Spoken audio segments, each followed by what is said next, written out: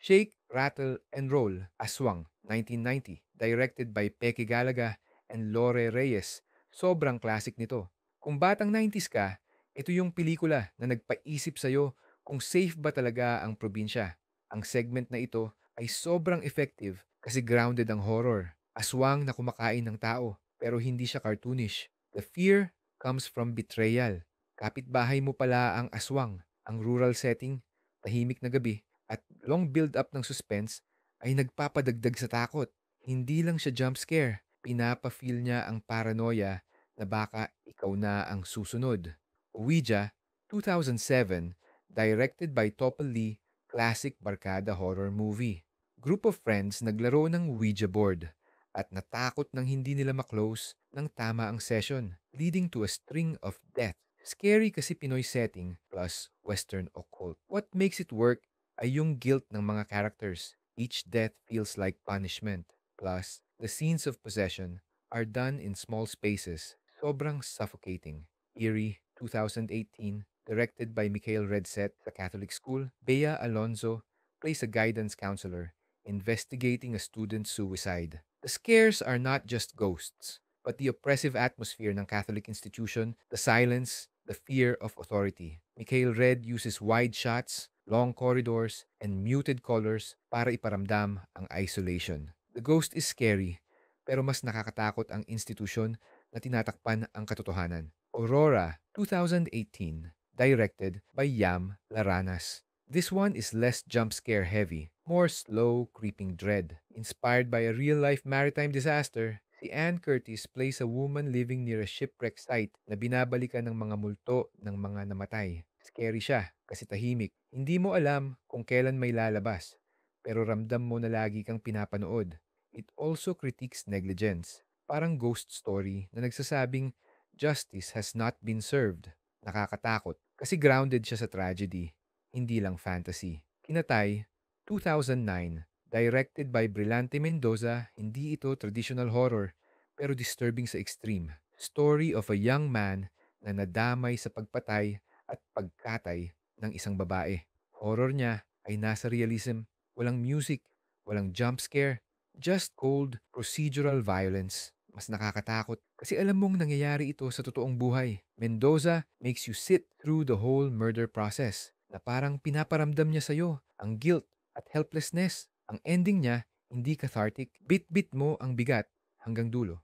The Road, 2011, directed by Yam Laranas, triptych style na horror na tungkol sa isang haunted road. First story, missing teens. Second, psycho killer. Third, origin ng killer. The horror works kasi pinapakita niya na ang kasamaan ay may pinagmulan at minsan, environment mismo ang lumilikha ng halimaw.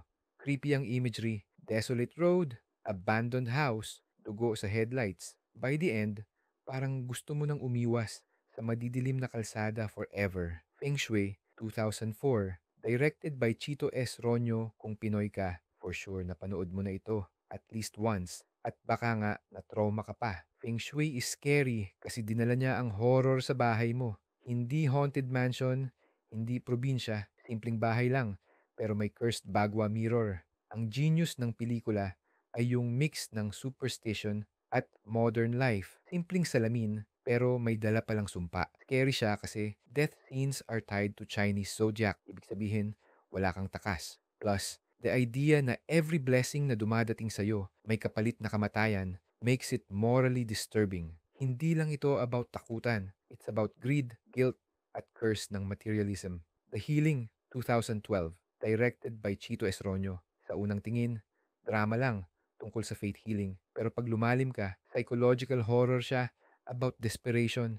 Si Vilma Santos dito ay nagdala ng kapitbahay at kaibigan niya sa faith healer para gumaling. Pero sunod-sunod, nakakaibang kababalaghan ang nangyari. Nakakatakot siya hindi lang dahil sa visuals, yung mga mata na nagiging itim, yung mga sunod-sunod na kamatayan, pero dahil pinapakita niya ang blind faith at collective hysteria ng community. Sigaw, 2004, directed by Yam Laranas. Kung mahilig ka sa atmospheric horror, ito ang pelikulang para sa'yo. Set sa lumang apartment building, this film is scary kasi claustrophobic. Parang hindi ka makaalis kahit gusto mo. Richard Gutierrez plays a tenant na nadadamay sa cycle ng domestic violence ng mga kapitbahay niya. Pero twist, patay na pala sila. Scary siya kasi binabalik-balikan ka ng trauma, literally. Plus, the sound design, yung mga sigaw sa hallway, yung mga kalabog, they make you feel trapped kasama ng character. Seclusion,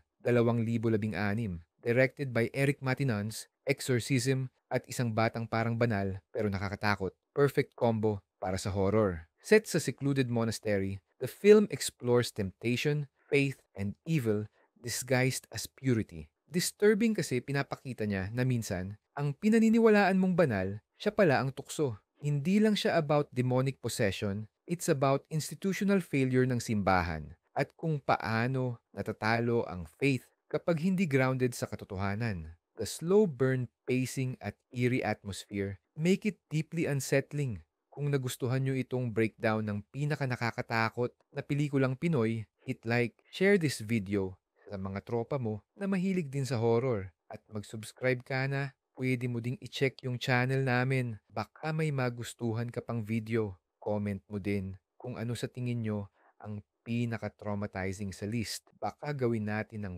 full deep dive next time.